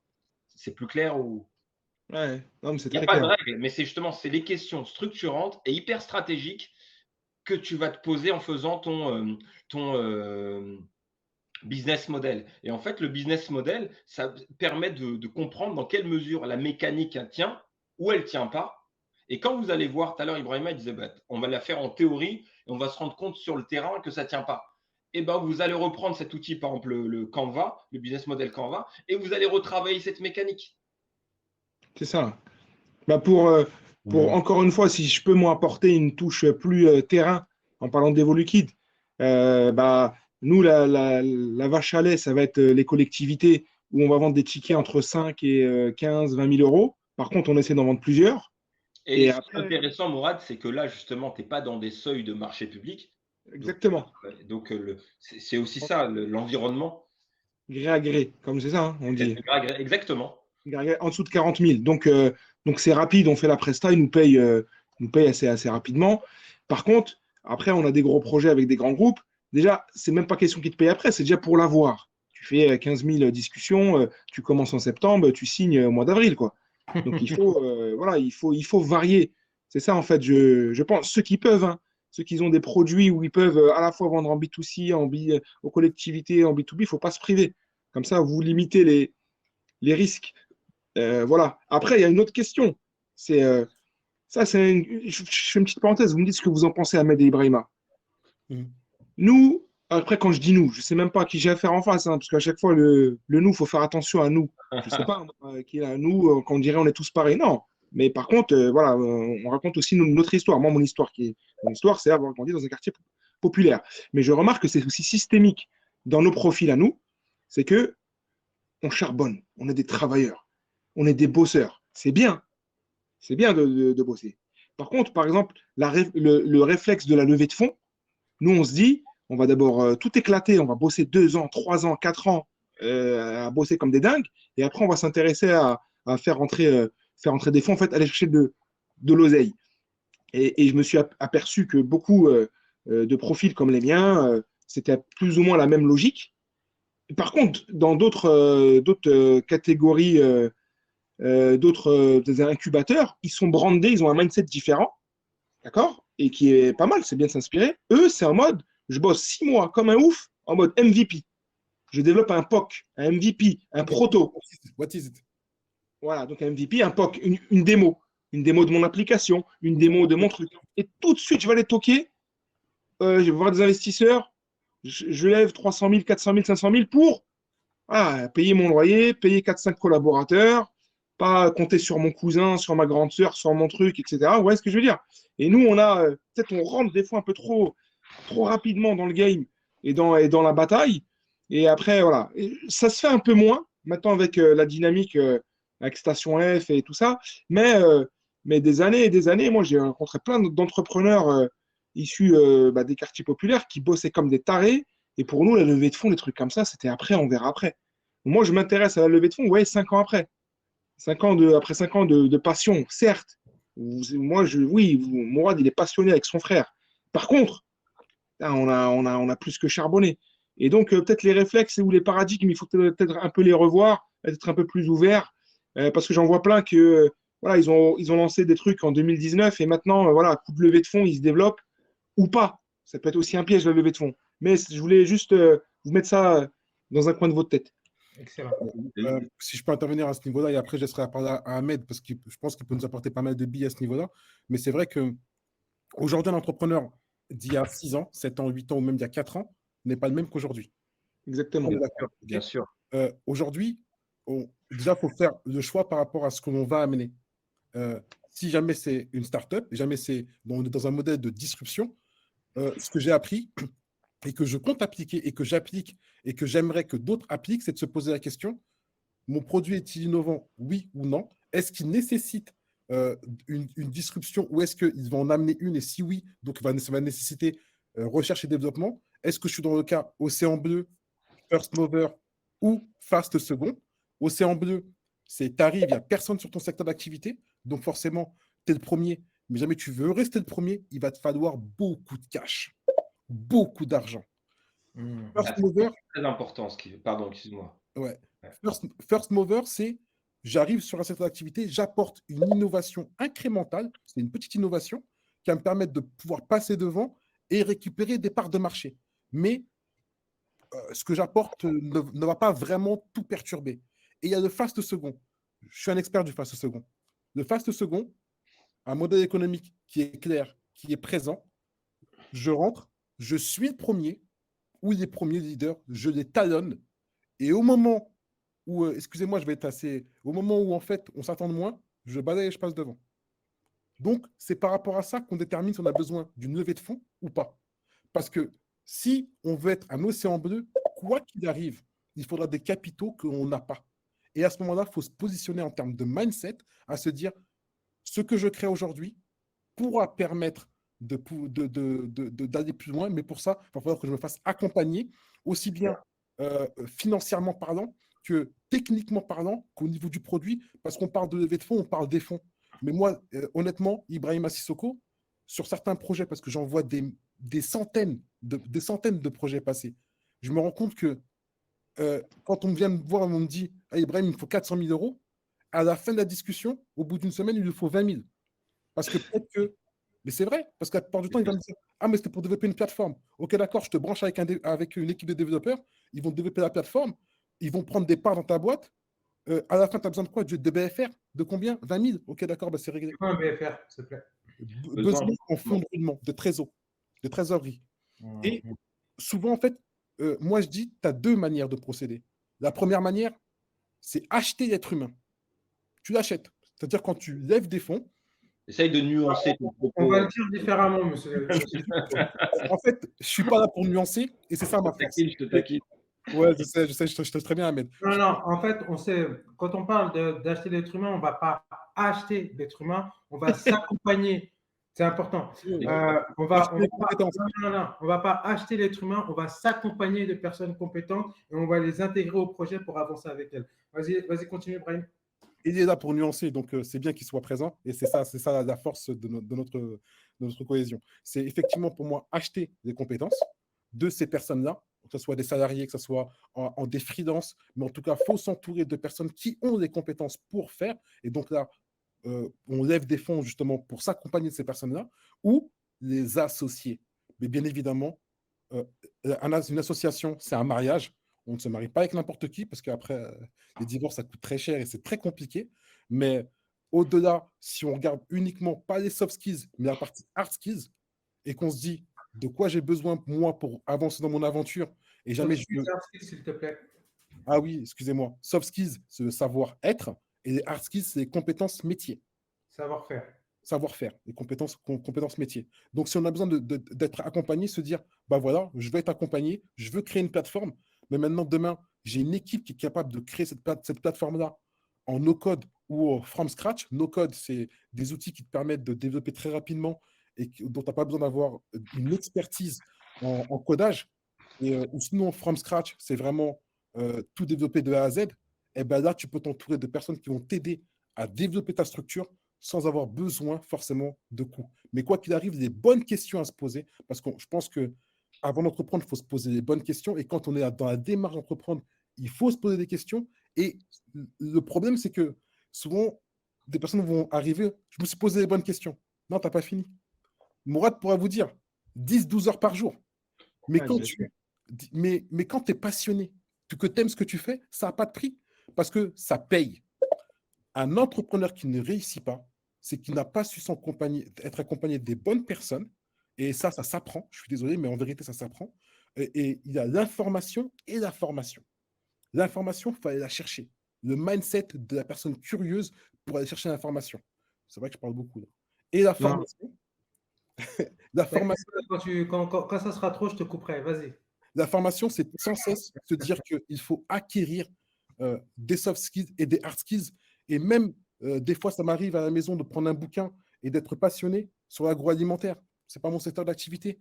Mais ce que je vais y apprendre, comme disait tout à l'heure Ahmed, c'est des éléments transverses que je peux amener dans mon business par la suite. J'ai appris des choses dans le domaine de l'industrie il y a quelques semaines que je suis en train d'adapter à mon modèle économique. Et ça, en fait, c'est ça la force. Il ne faut jamais s'arrêter. On n'a pas fini. On ne finit jamais. Je nuance ça, Ibrahima. Ibrahim, tu vas quand même finir. On donnera la parole à Mourad, mais j'ai envie d'entendre Ahmed, s'il te plaît, sur le sujet. Vas-y, Mourad. Non, Là, juste pour répondre sur le sujet par rapport à ce que tu évoquais, Mourad, il y a plusieurs choses qui ont été dites. La première, c'est en fait, est-ce qu'on a une culture ou non finalement, de la levée de fonds? C'est un peu ça, pour retraduire ce que tu évoquais. Pour moi, il y a 2 points. Et c'est vrai qu'aujourd'hui, on n'est pas il y a 5 ans ou il y a 10 ans dans la relation à l'entrepreneuriat. Parce qu'en fait, finalement, c'est la culture entrepreneuriale qui est en train d'infuser chez nous. Quand j'entends culture entrepreneuriale, c'est l'idée, le mindset, les connaissances et les compétences. Tu vois, c'est un peu tous ces éléments-là. Et par rapport à ces éléments, on a effectivement, il y avait un déficit de connaissances. C'est vraiment une logique de savoir. Ça veut dire qu'est-ce qu'il existe, quelles sont les trajectoires, quels sont les modèles, les parcours des boîtes et comment les partenaires, comme les partenaires financiers, vont jouer un rôle dans cette trajectoire. Il y a cette idée-là. Après, il y a un déficit de réseau. Parce qu'en fait, quand bien même on a envie, on veut ouvrir son capital, enfin, il y a plein de solutions de financement. Il ne s'agit pas forcément d'ouvrir son capital. Si on ne connaît pas les bonnes personnes et si on n'est pas du sérail parfois, ça ne facilite pas les choses. Et ça veut dire, moi, si vous voulez, j'ai accompagné et j'ai mis en relation des entrepreneurs qui ont des modèles économiques, qui ont fait la preuve et qui allaient chercher des fonds, et on ne leur donnait pas de fonds. Mais parce que c'est triste à dire, enfin, il y avait certainement des préjugés de ceux qui étaient derrière les jurys, en fait. Et le fait que je les accompagne, etc., ça a permis de débloquer des situations. Alors que c'est des projets qui sont juste considérables et qui ont démontré de manière concrète et factuelle, en fait, on pouvait juger sur pièce la performance des business. Et le troisième dimension, c'est plutôt le mode opératoire. Ce que je veux dire par mode opératoire, c'est en fait, je vais opposer deux problématiques et que c'est du vécu. Hein. Parce qu'on m'avait demandé d'intervenir parce que des entrepreneurs, entre guillemets, des quartiers qui n'avaient pas les codes, etc., n'arrivaient pas à lever des fonds. Mais je m'étais rendu compte aussi que justement en les interrogeant, un peu en lien avec ce qu'avait dit Ibrahima, que en fait, il y avait deux problématiques. C'est leur relation, l'idée de mindset, leur relation qu'ils avaient avec leur projet. Et pour eux, le fait de travailler avec des partenaires, c'était vachement anxiogène. C'est-à-dire, l'idée, en fait, ils avaient peur tout simplement de devoir céder des petits morceaux de leur entreprise, etc. Alors que d'autres qui sont acculturés à ça et qui ont fait des écoles de commerce, ils ont déjà un projet, ils vont créer leur boîte, ils vont la valoriser, ils vont la vendre. Il n'y a pas une relation fusionnelle avec le projet, effectivement. Et vraiment, ils font un distinguo entre eux et leur projet. Et donc, ça, je pense, ça, c'est vraiment une histoire de mindset et vraiment avoir, tout à l'heure en introduction, Ibrahima évoquait, effectivement, il y a une idée d'analyse, de savoir où on en est, mais savoir où est-ce qu'on veut aller, planifier, vraiment définir des objectifs. Et il faut aussi avoir identifier, planifier une trajectoire, même si dans la réalité, ce n'est pas vraiment le chemin qu'on va emprunter. Mais sans ça, on ne peut pas savoir à quel moment on va avoir besoin d'argent, à qui il faut le demander et combien on va demander surtout. Alors, merci pour toutes ces prises de parole hyper intéressantes. Je vous le dis clairement, on a dévié un petit peu du thème de la soirée. On était sur le business model, on est arrivé sur la levée de fonds. C'est pas grave, c'est ce qu'on appelle une discussion vivante. D'accord. Donc, du coup, il y a moult questions qui ont été posées par Abdul. Je vais le faire monter parce qu'on m'a demandé de le faire monter. Il posera la question. Ce sera l'unique question sur la levée de fonds que j'autoriserai. Ensuite, on rencentrera la discussion parce qu'on est déjà hors délai, messieurs, dames. Ouais, grave. D'accord. Je suis désolé, je suis obligé de me faire le maître du temps. Pas de souci. Mais en tout cas, merci pour ces avis hyper intéressants. Écoute, Brahima, non, Morad, qu'est-ce que tu peux dire, s'il te plaît, par rapport à ce que vient de dire Ahmed, avant d'accueillir Abdul? Merci. Merci Ahmed, Brahima, merci Morad. Oh, on ne peut plus juste cette relation fusionnelle qu'on a, parce que effectivement, quand on planifie un peu notre montée de projet, la plupart des projets qu'on a, c'est des stories directes avec nos personnes. C'est pas des besoins, c'est pas des besoins qu'on a vu traîner sur le marché, en fait. C'est la plupart des projets entrepreneuriaux que je vois issus des quartiers, c'est vraiment du vécu. Donc, de fait, on est fusionnel avec ces projets. Moi, EvoluKid, c'est ma life, en fait. C'est l'éducation, c'est la transmission. C'est pareil avec mon frère. Mon frère, c'est un geek. Donc, donc, je peux comprendre ce rapport au projet où, quand je monte EvoluKid, c'est un projet de vie. C'est pas un truc, je me dis, je vais vendre dans 5 ans. Je vais faire quoi avec cet argent? Non, je vais refaire notre EvoluKid, en fait. Ça sert à rien. Je ne le vends pas, tu vois. Exactement. Je ne le vends pas.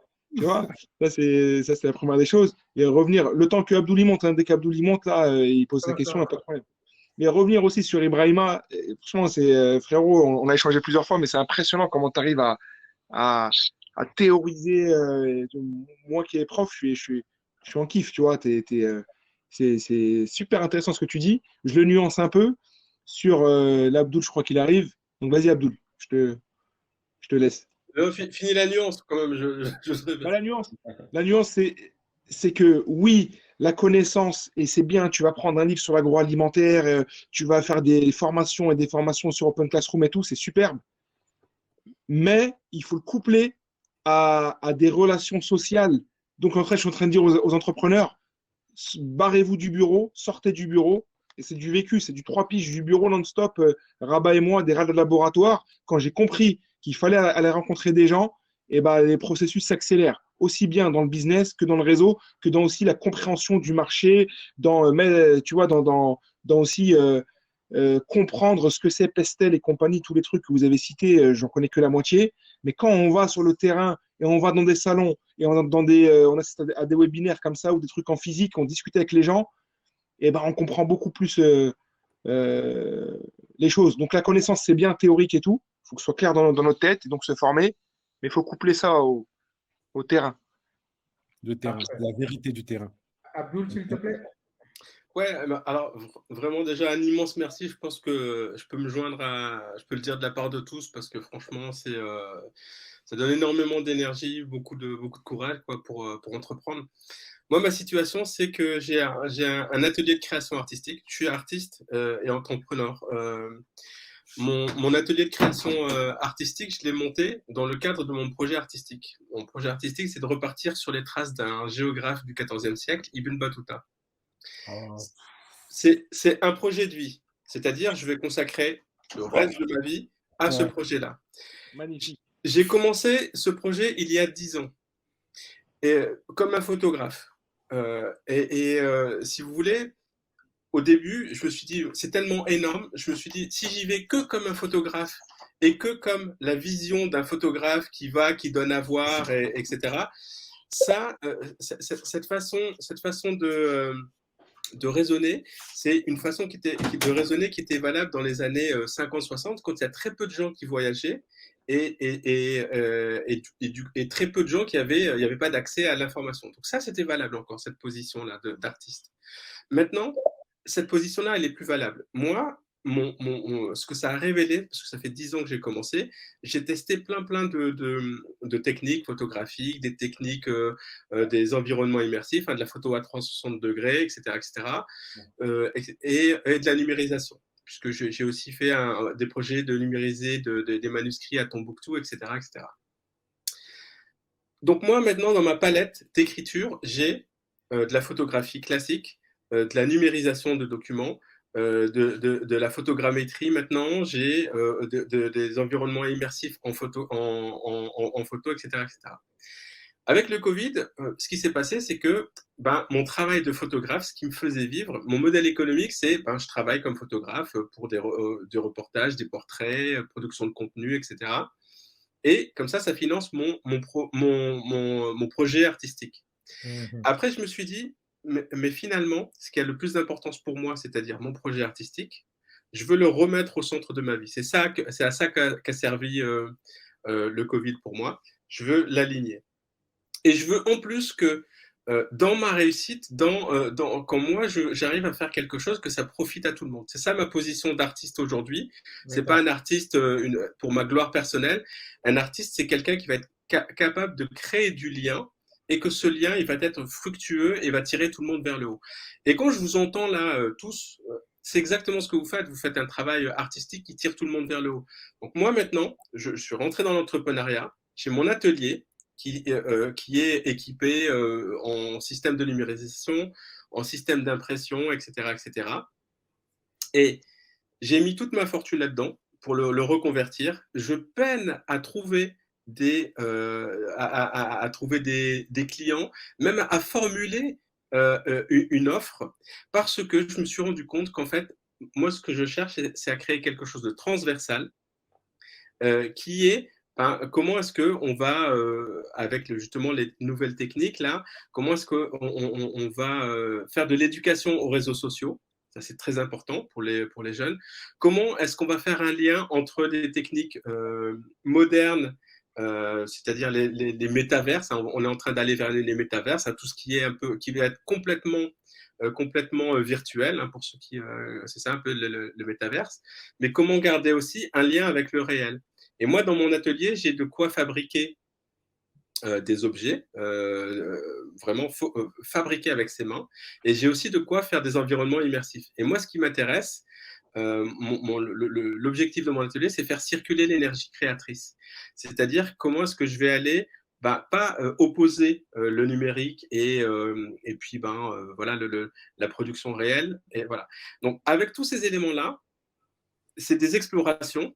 Je sais qu'il y a quelque chose de transversal et de très important parce que pour pouvoir être complètement comment dire, que tous ces nouveaux systèmes, toutes ces nouvelles technologies nous apportent quelque chose, on doit avoir un ancrage dans notre vie qui est encore plus important. Et la créativité fabriquée avec ses mains apporte ce recentrement pour pas être complètement absorbé par tout ce qui est Netflix, etc. Et donc, du coup, Faut revenir à la question, s'il te plaît. Ouais. excusez-moi, je suis vraiment désolé. Et du coup, moi, ma C'est question, c'est, je suis à la fois en train de faire de la R&D pour comprendre comment est-ce que je vais explorer. Je suis en train de proposer des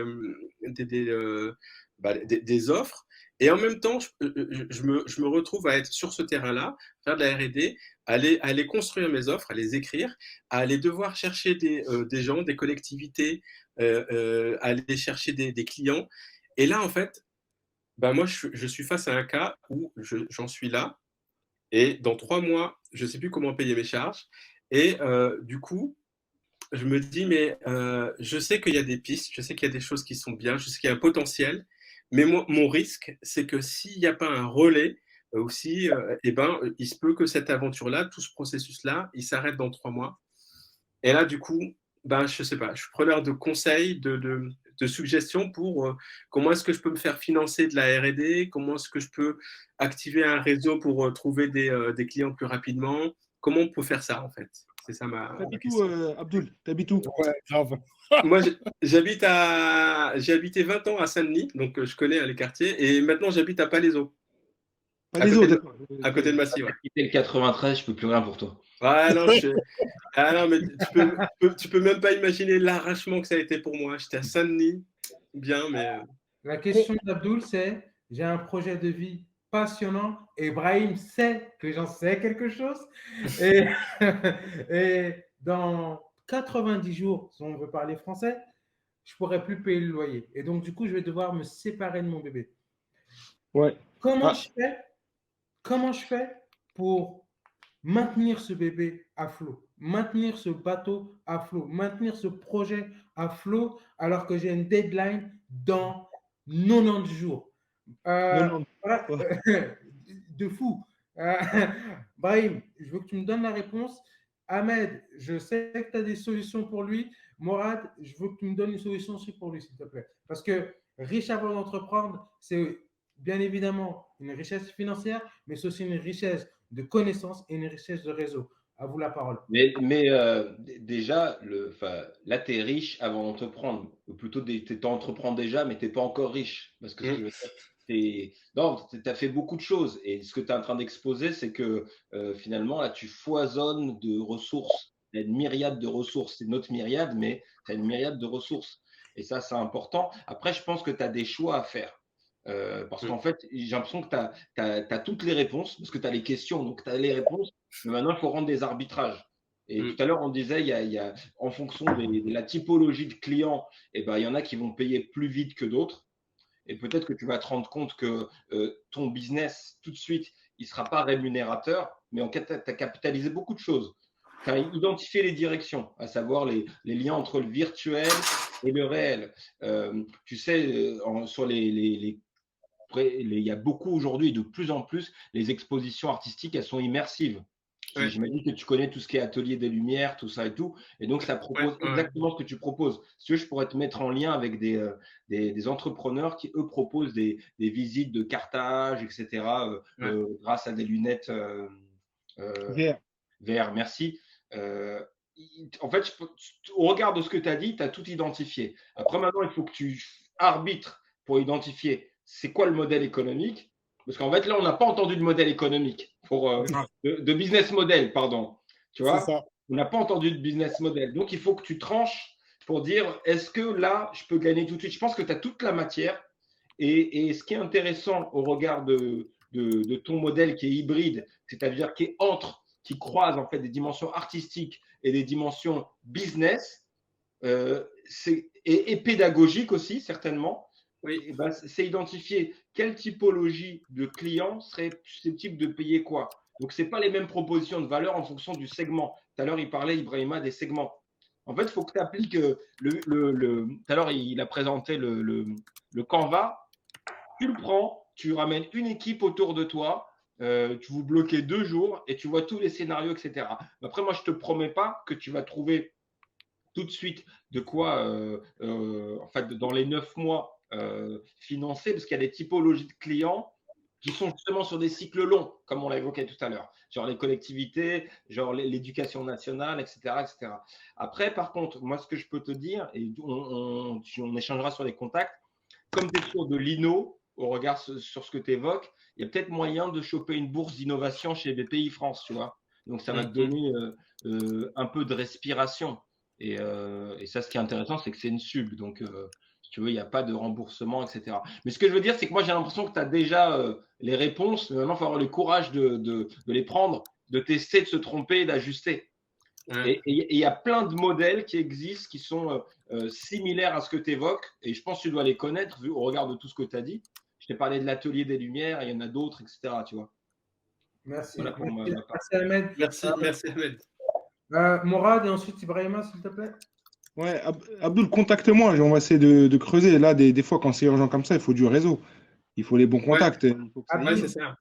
Abdul, à la fin du webinaire, je te demanderai de rester après tout le monde. OK? Mourad, Non, sur parce ta que croix, désolé. ton projet il est magnifique, mais comme il a dit Ahmed, le problème des gens passionnés comme toi, c'est que tu nous as mis des étoiles, tout ça, pendant 5 minutes quand tu as pitché ton truc. Mais soit tu commences dès le début, je vous explique, moi je fais ça, et après tu racontes, tu nous fais rêver, ou tu nous fais rêver, et il faut conclure.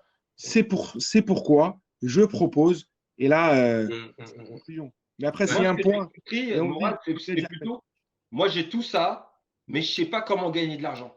oui, c'est vrai aussi. C'est ça. Ah oui, t'as raison, oui, c'est vrai. Bah, bon, en tout cas, c'est clair. Donc, il y a ça. Deuxième chose, ouais, je pense qu'il y a un truc à faire avec tu sais, tout ce qui est tiers-lieux digitaux, tiers-lieux, bailleurs sociaux et tout ça. Parce que, en fait, ton problème, c'est que tu veux t'éclater, mais s'il y a de l'urgence, tu t'éclateras après. Il faut que tu vendes des prestats.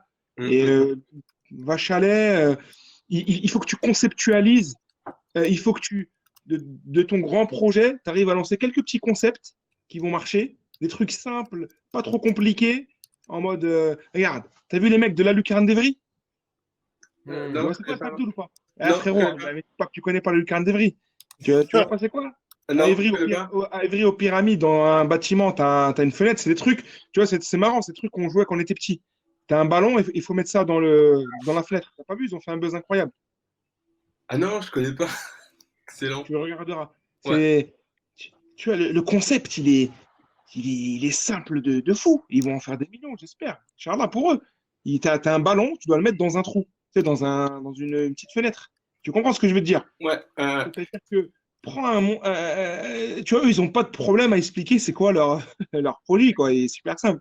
Donc, prends un truc super simple, parce que moi, ça me parle, Ibn Battuta, j'ai un peu étudié, etc. Je sais qu'Ahmed, c'est un grand lecteur aussi, Brahima et tout, mais vulgarise au max, faisant un petit truc sympa à faire découvrir au grand public, vends ça X fois, truc pas trop dur, 500 balles, 1000 balles la journée, tu vas vendre ça dans le mois, bah, 5 fois, ça fait 5-6 000 euros, ça paye les charges. Mm. Tu vas payer, tu vas payer ton local, tes trucs et tout, et, et tu budgètes quand même du temps pour après t'éclater sur un truc un peu plus, tu vois, un peu plus. Faut pas que ça te mette sous l'eau par contre. Le projet, Oui. le petit concept, faut pas qu'il te mette sous l'eau, même s'il rentre 10-15 000 euros par mois. Oui, c'est bien, mais si ça te met sous l'eau et ça te permet pas de t'exprimer sur Mm. vraiment ce qui fait, c'est pas bon. Mm. Et là, faut vendre des trucs simples. Mais Merci. contacte-moi, j'ai un réseau de bailleurs sociaux et tout, ça Écoute, peut te passer Abdul, des locaux. Super, Abdul, merci. tu m'envoies le compte, tu me donnes ton contact après la réunion et je diffuse. Ok. Ibrahima, s'il te plaît, je te demanderai de Merci. lui répondre, s'il te plaît. Ouais, ok. Je vais essayer d'être le plus concis possible. Pour moi, il y a 2 temps. Le premier temps, c'est en termes de méthodologie. Ce qu'ils ont dit, c'est. Je ne veux pas revenir dessus parce que c'est clair. Ce qui te manque, c'est étudier ton modèle économique et ton modèle de revenu. Ce que tu fais, c'est très bien. Et la première des choses, qui va te coûter, qui va rien te coûter, c'est vendre ton expertise. Identifier ton expertise, la transformer en offre de service et la Grave. monétiser. Ouais, C'est grave. la chose.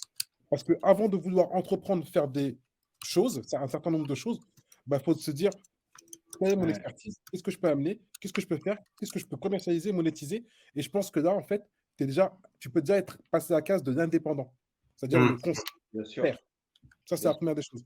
La deuxième des choses, c'est, on a parlé d'NFT, on a parlé de numérique, on a parlé de blockchain, de métaverse. Je vais te donner 2 noms et il faut que tu les notes. Imran Hanif, qui est présent actuellement au niveau du webinaire et que j'ai repéré. Il est présent sur LinkedIn, contacte-le. Ok. Imran Hanif. Et ensuite, Bilal Tlohi, T-L-O-H-I. Ces 2 personnes-là, j'espère que tu vas pouvoir les rencontrer sous 24-48 heures selon leur emploi du temps, parce qu'ils sont assez débordés, mais je pense qu'ils vont pouvoir prioriser et tu trouveras des solutions.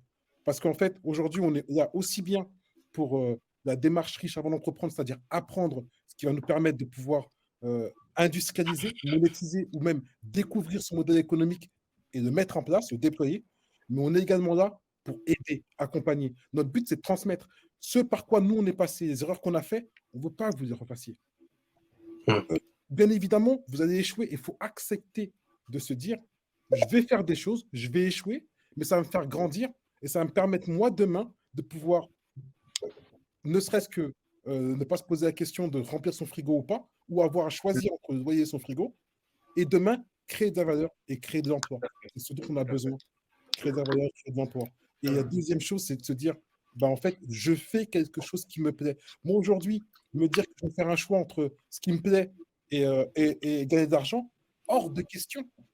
Mais pour ça, il a fallu que je vende mon expertise, que j'identifie mon expertise, que je m'entoure de personnes qui ont des qualités et de compléments que moi, je n'ai pas.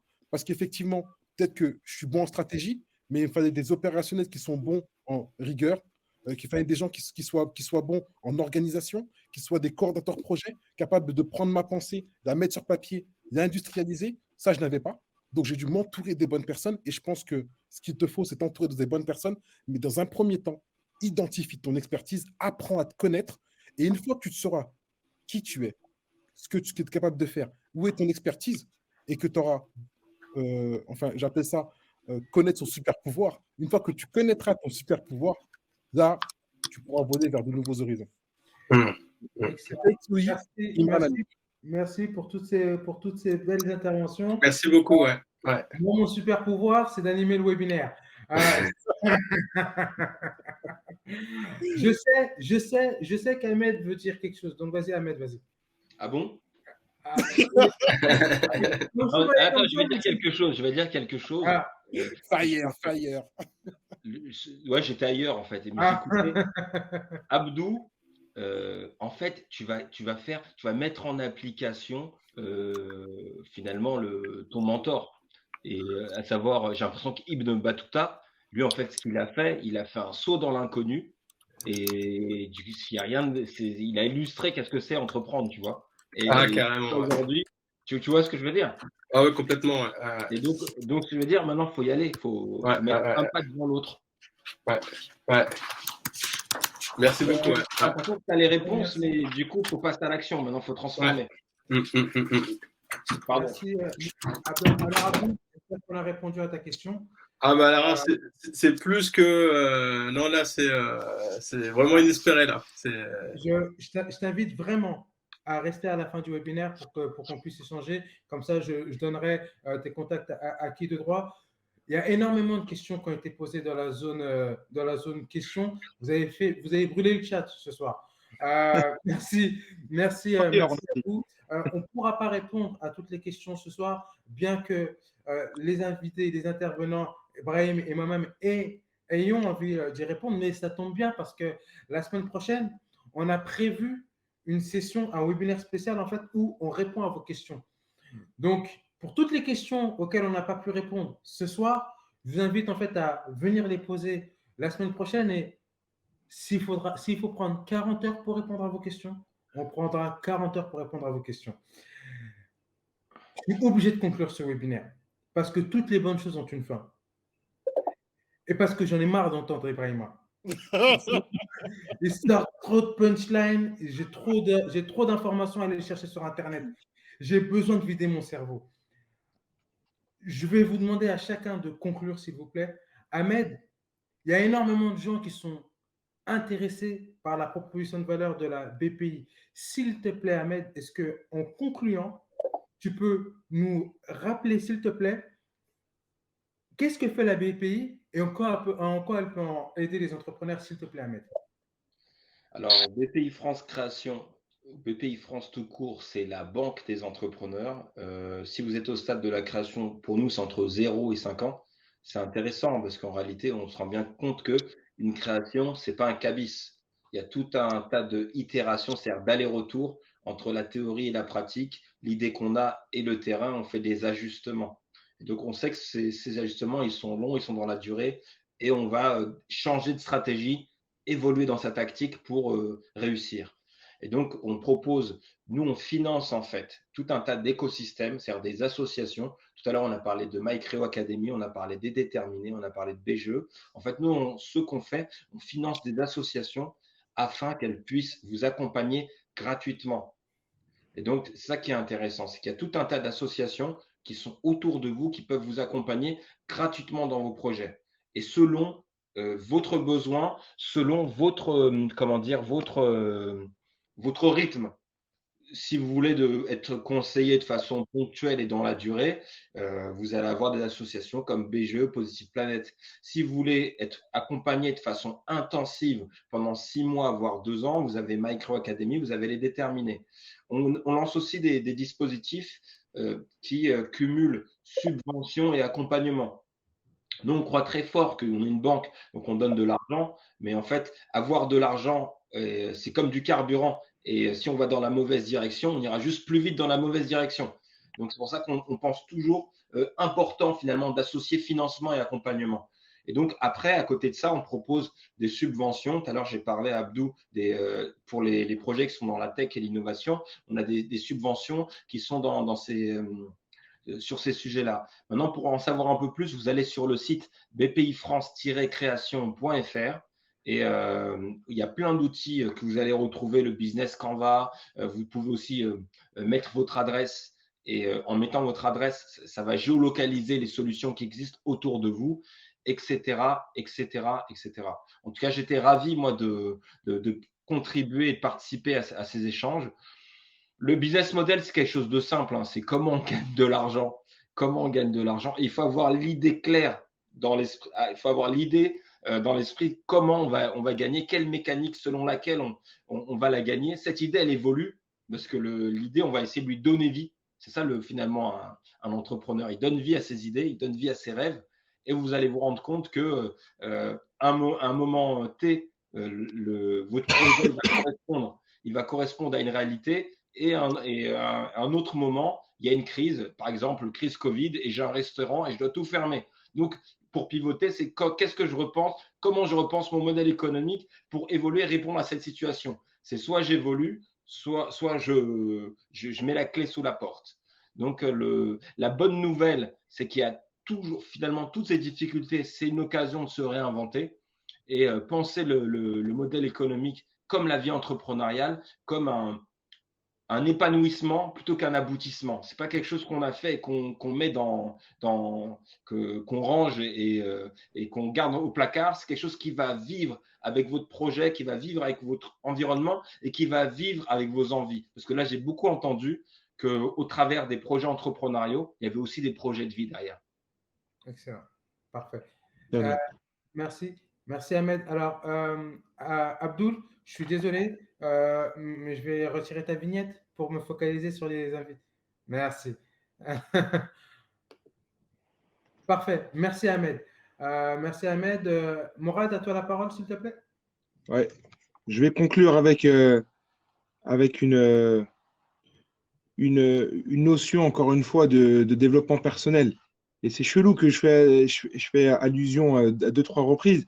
Parce qu'encore une fois, je respecte le travail de tout le monde. Ce n'est pas trop ma tasse de thé parce que je suis un peu plus, on va dire, rationnel et tout. Je dis pas qu'ils sont irrationnels, mais voilà. Mais par contre, il y a des choses, encore une fois, qui sont super intéressantes sur la visualisation du succès. C'est-à-dire que se dire, attends, moi, dans 2, 3 ans, comment je serai? Donc, je visualise. Et en fait, c'est un truc qui m'est arrivé. C'est-à-dire que c'est un truc qui m'arrive.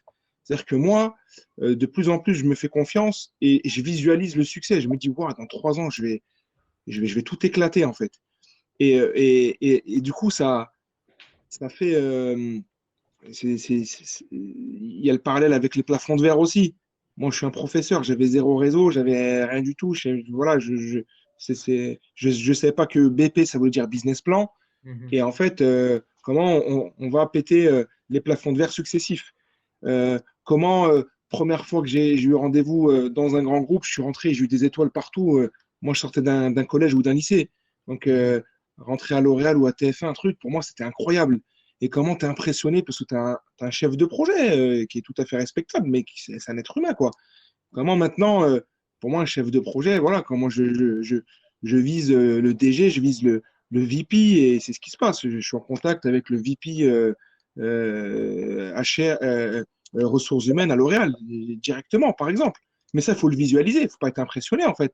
Faut pas se dire, ouais, mais attends, peut-être que moi, non, non, c'est un être humain, il va écouter ton projet et plus tu es sûr de toi, plus tu crois en toi et tu vas transmettre ça, tu vois. Tu sais, quand on dit, ouais, tu te retrouves en face d'un pitbull et après on te dit, attention, ce tapeur, il le sent. Tu vois ce que je veux dire? Et ben c'est pareil. Quand tu as la niaque, et ben, ça se transmet. Quand tu es passionné, ça se transmet. La preuve avec Abdoul. Et donc, vraiment, vraiment, visualisez votre succès. Voyez-vous dans 3 ans, 5 ans, rêver. Mais vraiment, rêver.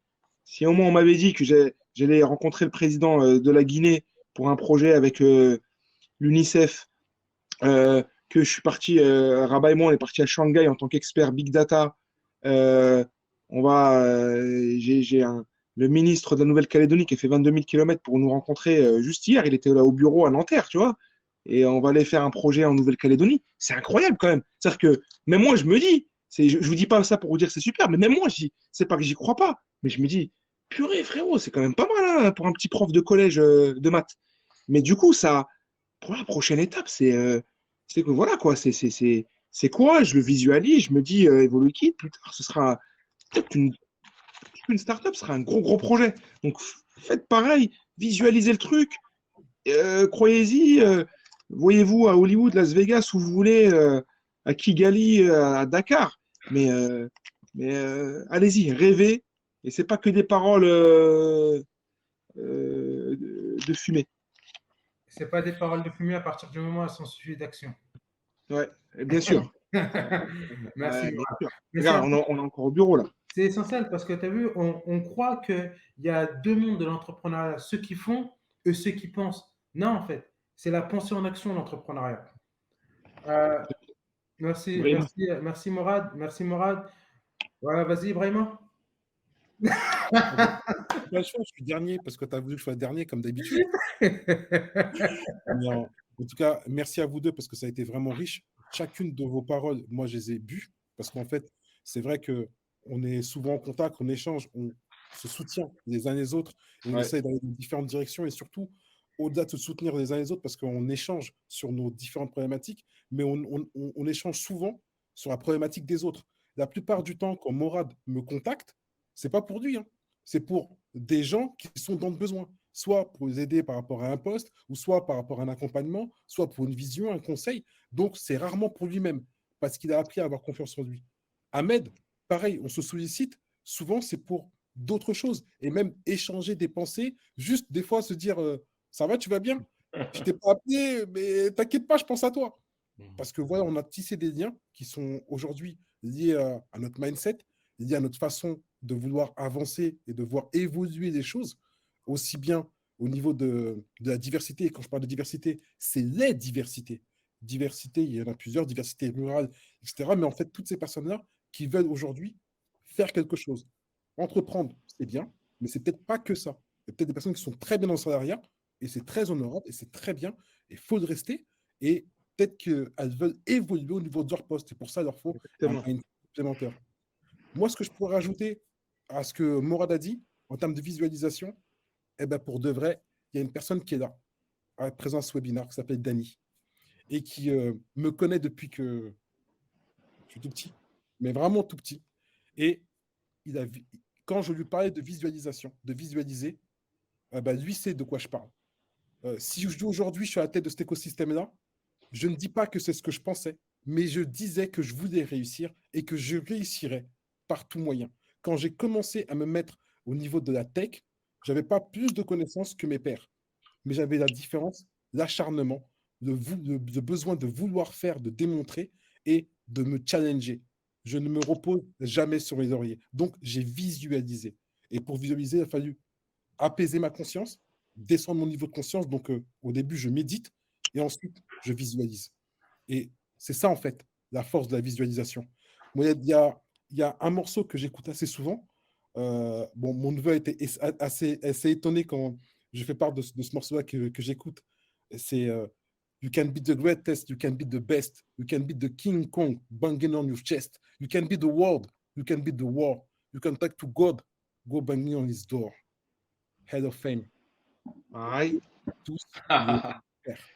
Quand je dis dans une vidéo qu'on peut, on n'est peut-être pas tous Facebook, on n'est pas tous Mark Zuckerberg, mais qu'on peut le devenir, c'est même pas une métaphore, c'est même pas. Non, c'est vrai. Donne-toi les moyens. Qu'est-ce que tu es prêt à sacrifier pour le devenir? Il faut faire preuve d'abnégation. Tout simplement. En tout cas, merci à vous, les gars. Franchement, Merci. on a dépassé. Je suis désolé pour nous, pour vous. Mais en fait, c'était tellement passionnant. Et puis, de toute façon, on avait dit un fire, Morad. Fire. Le feu. Et donc, du coup, je suis désolé, vous avez mis le feu. Je suis désolé d'avoir été obligé d'endosser ce rôle de pompier.